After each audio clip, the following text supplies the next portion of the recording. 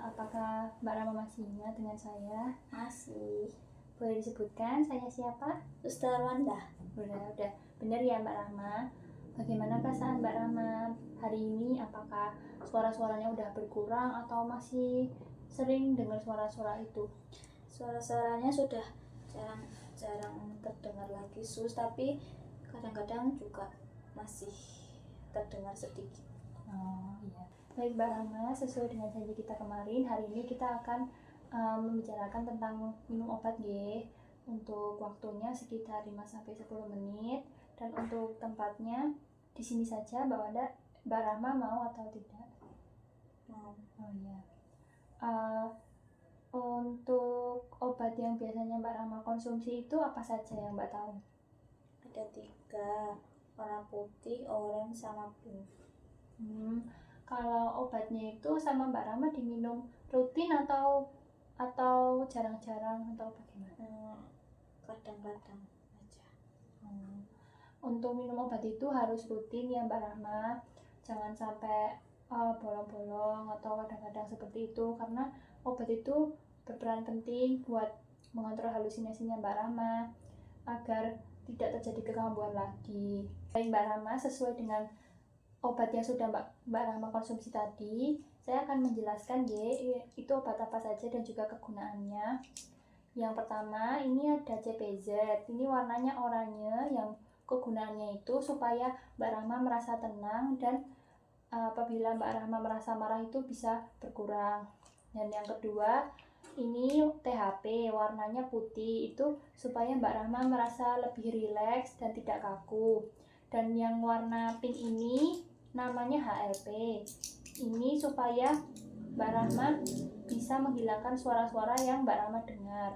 Nah, semua obat ini itu harus dikonsumsi 3 kali sehari. Untuk waktunya itu jam 7 pagi, jam 12 siang, dan juga jam 7 malam.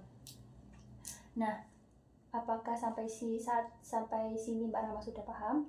Sudah. Baik.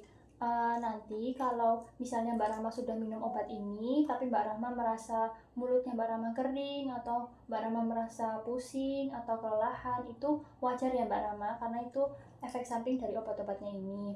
Nah, kalau Mbak Rama sudah merasa seperti itu, Mbak Rama bisa langsung beristirahat saja untuk mengurangi efek samping itu.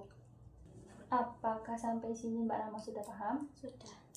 Nah, nanti misal gejalanya atau efek sampingnya itu makin parah, Mbak Rama bisa memanggil saya ya di ruang perawat, dan nanti kita akan konsultasikan ke dokter bersama-sama. Baik, bagaimana perasaan Mbak Rama setelah kita berbicara tentang meminum obat tadi? Saya senang karena sudah tahu kegunaan obat-obatnya itu apa saja dan obatnya yang mana. Kalau begitu, apakah Mbak Rama bisa menyebutkan kembali apa saja obat-obat yang sudah saya ajarkan tadi? Ada CPZ, THP, HLP. Ya, benar. Untuk waktunya 3 kali sehari, jam 7 pagi, jam 12 siang, jam 7 malam. Baik, sudah benar ya Mbak Rama.